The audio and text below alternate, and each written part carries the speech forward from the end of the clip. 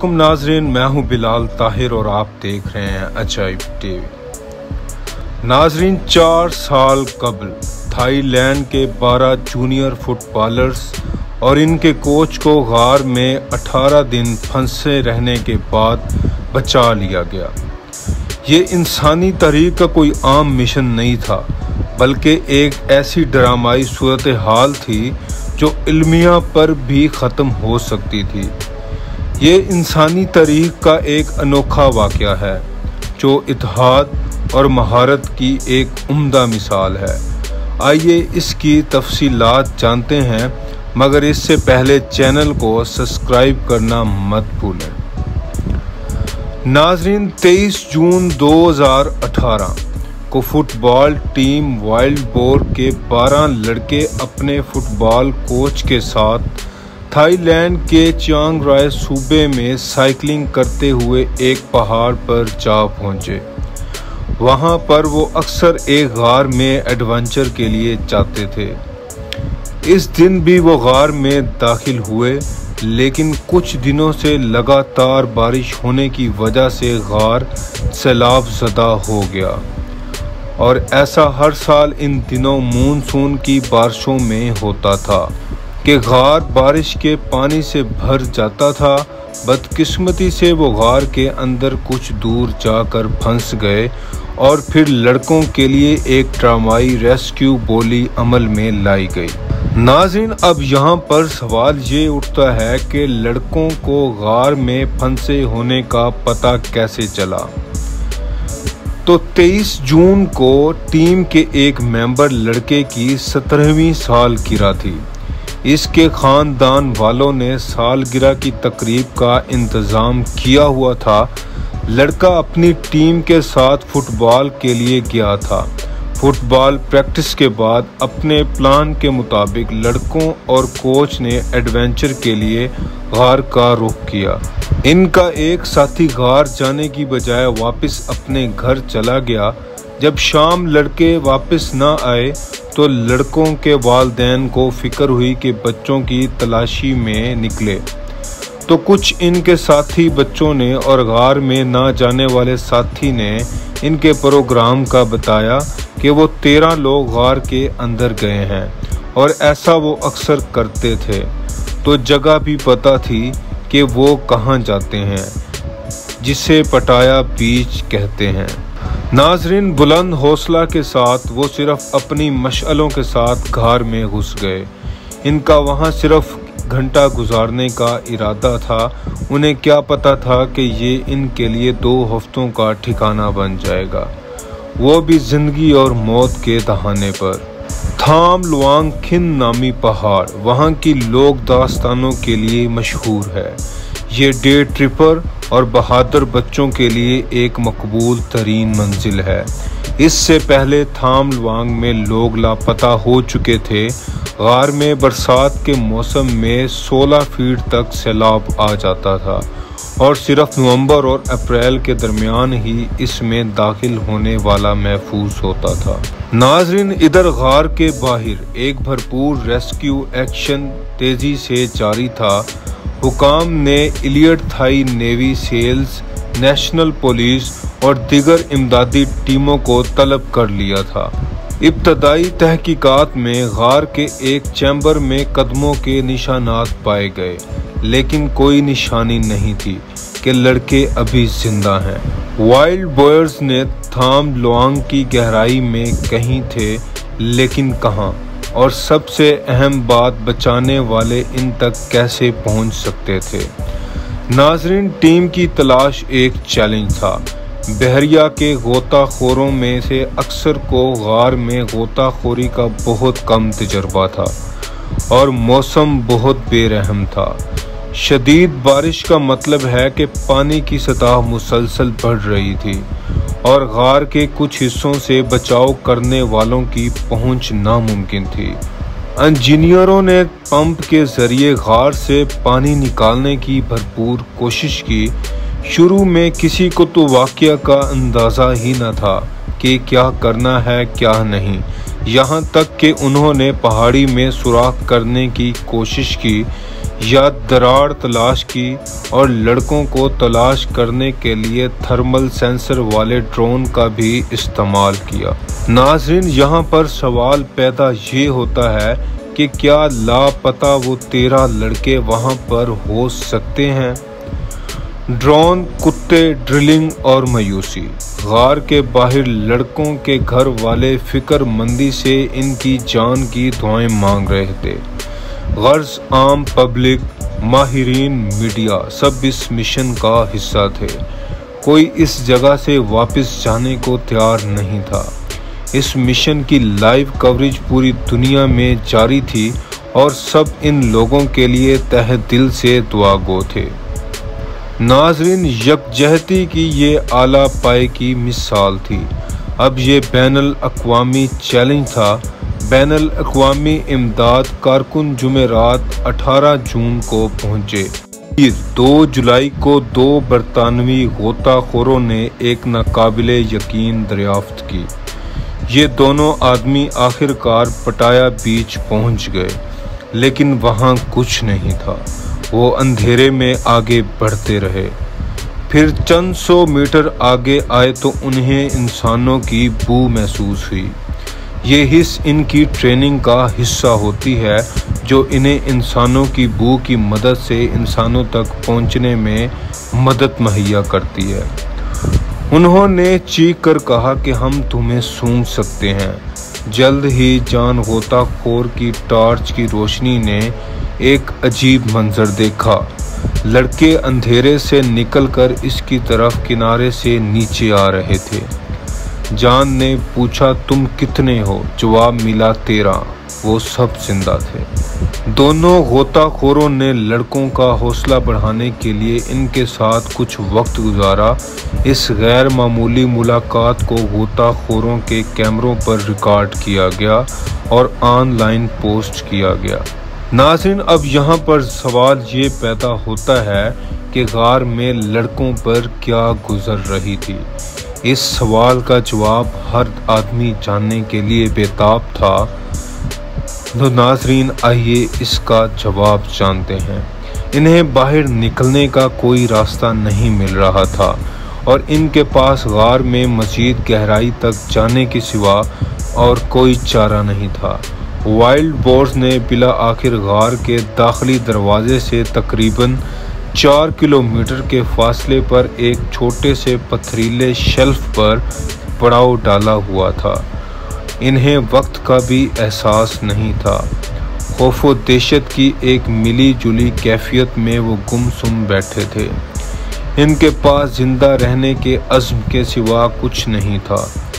इस ग्रुप ने पत्थरों से शेल्फ में 5 मीटर गहराई का गड्ढा खोदा जहां वो इकट्ठे होकर गर्म रह सकें। नाज़रीन, कोच जो एक साबिक राहिब था, लड़कों को मुराकबा की तकनीक सिखाई ताकि वो पुरसकून रहें और कम से कम हवा का इस्तेमाल करें, और इनसे कहा कि वो अपनी ताकत को महफूज रखने के लिए चुपचाप लेट जाएं। इनके पास कुछ खाना नहीं था, लेकिन गार की दीवारों से पानी के कतरे टपकने की सूरत में इन्हें पीने के काबिल पानी की फराहमी थी। अंधेरा था, लेकिन इनके पास मशअलें थी। थोड़ी देर के लिए काफ़ी हवा भी थी, क्योंकि पत्थर और चट्टानों में दरार की वजह से थोड़ी बहुत हवा का गुजर था। कम से कम थोड़ी देर के लिए इनके पास जिंदा रहने के मुनासिब हालात थे। नाजरीन, पिछले हफ्ते से परेशानियों में घिरे हुए वाइल्ड बोर्स के वालिदैन ये देखकर बहुत पुरजोश और पुरुम्मीद हो गए कि इनके बच्चे मौजज़ाना तौर पर बच गए हैं। वो पतले लग रहे थे, लेकिन अभी जिंदा थे। लड़कों और इनके कोच को फौरी तौर पर एक मिलिट्री मेडिसिन फराहम की गई और नेवी सेल के गोताखोर इनके साथ थे। 9 दिन अंधेरे में रहने के बाद फुटबॉल टीम ने एक बार फिर रोशनी देखी। वो मुनासिब खाने के लिए तरस रहे थे, लेकिन डॉक्टर का हुक्म था कि इन्हें लिक्विड खाने की खुराक और इजाफी विटामिन के साथ मिनरल वाटर पर रखा जाए। नाजरीन, यहाँ पर सबसे मुश्किल मरहला ये था कि 13 लोगों को आखिर कैसे निकाला जाए। नाजरीन, लड़कों में से अक्सर तैर नहीं सकते थे। अब असल मेहनत का वक्त था। ये सारी दुनिया से आए हुए प्रोफेशनल का कड़ा इम्तिहान था।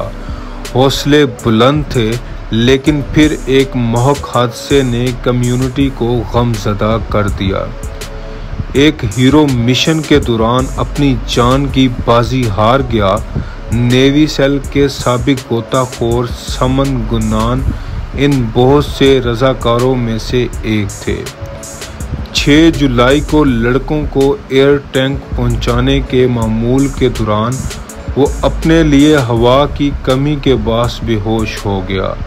इसके गोताखोर दोस्त ने इसे बाहर निकाला, लेकिन सामान को बचाया ना जा सका। इसकी उम्र इस वक्त 38 साल थी। नाजरीन, इसकी मौत को रेस्क्यू मिशन के खतरे और लड़कों को दरपेश खतरात को मज़ीद तशवीशनाक बना दिया। समन एक फिट और सेहतमंद गोताखोर था। परेशानी की एक और चीज़ भी थी कि हवा भरने की कोशिशों के बावजूद चैम्बर में ऑक्सीजन की सतह 15% तक गिर गई थी, जो मामूल के 21% से कम थी। हालात सख्त तरीन होते जा रहे थे। नाज़रीन, इस पर इमदादी कारकुनों ने 3 मुमकिन तरीक़ों की निशानदही की। आइए इन 3 मुमकिन तरीक़ों को जानते हैं। नाज़रीन, नंबर 1 पर यह डिसाइड हुआ कि लड़कों को गार के सैलाब ज़दा इलाकों में गोता लगाने की तरबियत दी जाए। ये रिस्की था, लेकिन इससे आखिरी हरबा रखा गया। नंबर 2 पर यह डिसाइड हुआ कि गार से पानी पंप करना और पानी की सतह कुदरती तौर पर कम होने का इंतज़ार करना, लेकिन इसमें 4 महीने लग सकते थे। नंबर 3 पर गार में मुतबादिल रास्ते को तलाश करना या खुदाई करना।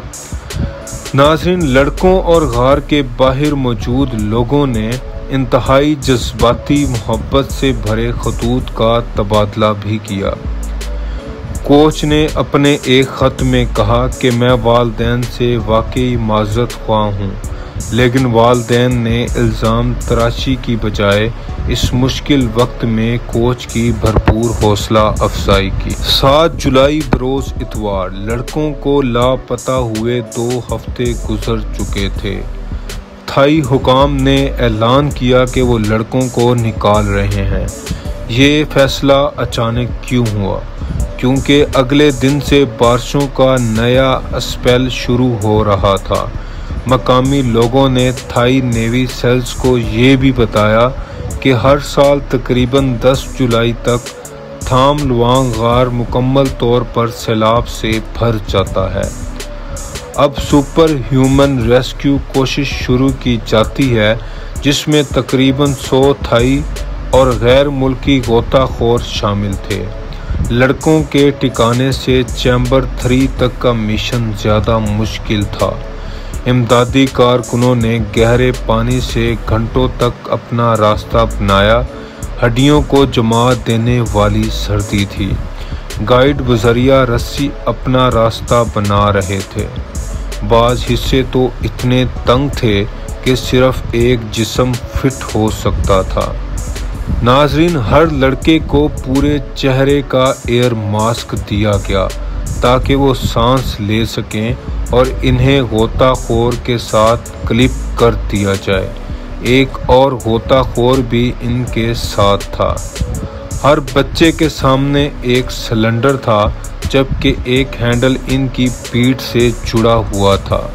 लड़कों और कोच को दवाई से नीम बेहोश किया गया ताकि वो घबराएं नहीं।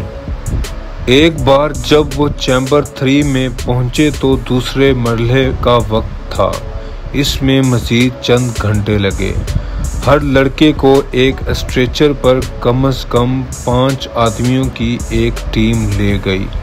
सबसे मुश्किल स्टेप रास्ते से गुजारना था जहां गर्दन तक पानी था। इसके लिए इमदादी कारकुनों की एक इंसानी जंजीर बनाई गई।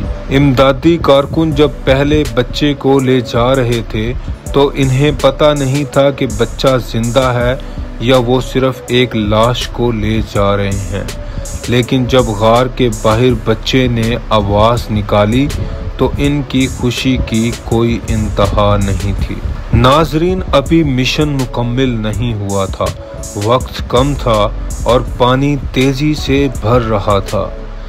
एक एक करके वाइल्ड बोट्स को थाम लुआंग के अंधेरे से बाहर निकाला जा रहा था। इन्हें ऑक्सीजन दी गई ताकि अस्पताल ले जाया जाए। इमदादी कारकुनों ने इन्हें 3 खेपों में बाहर निकाला क्योंकि इन्हें एयर टैंकों को भरने के लिए दरमियान में वक्त दरकार था। सीनियर नेवी सेल सपाचाई के मुताबिक जब लड़कों और कोच की आखिरी खेप बाहर निकाली गई तो पानी की सतह 1 घंटे में 30 सेंटीमीटर की तेजी से दोबारा बुलंद शुरू होना हो गई। ये मंगल 10 जुलाई था, जिस दिन मकामी लोगों ने कहा कि गार मुकम्मल तौर पर सैलाब में डूब जाएगा। थम लुआंग के अंदर पूरी रेस्क्यू टीम थी, नेवी सेल के गोताखोर और तबीब जिन्होंने वाइल्ड बर्ड्स की देखभाल की थी। सैलाबी पानी तेजी से अंदर दाखिल हुआ जिसने जाए वकुआ में कारकुनों को भगाने पर मजबूर कर दिया। 1 सेकंड भी वहां रुकना जानलेवा था क्योंकि एक पंप ने अचानक काम करना बंद कर दिया था। नाजरीन, 2 अजियतनाक हफ्तों के बाद थाई गार के लड़के और इनका कोच आखिरकार महफूज और सेहतमंद बाहर निकल आए। गांव में मलबूस और चेहरे के मास्क पहने हुए थे। थाई गार के लड़के अपने अस्पताल के बिस्तरों पर बैठे बहुत खुश नजर आ रहे थे। लड़कों को और दूसरों को इन्फेक्शन से बचाने के लिए बच्चों को चंद हफ्तों के लिए क्वारंटाइन में रखा गया। इनके वालिदैन इनके साथ नहीं थे, वो इन्हें खिड़की के पीछे से देख सकते थे। कुछ अपने लड़कों को देखकर खुशी से रो रहे थे। आज इस वाक़ये को 4 साल गुजर चुके हैं। कोच ने अपनी एक एकेडमी खोल ली है और बच्चे बज़ाहिर नॉर्मल ज़िंदगी गुजार रहे हैं, लेकिन इस वाक़ये ने इन्हें ज़िंदगी और मौत की कश्मकश का तजर्बा ज़रूर दिया। नाज़रीन, अगर वीडियो अच्छी लगी हो तो चैनल को सब्सक्राइब करें और वीडियो को लाइक करने के बाद ज़्यादा से ज़्यादा शेयर करें। शुक्रिया।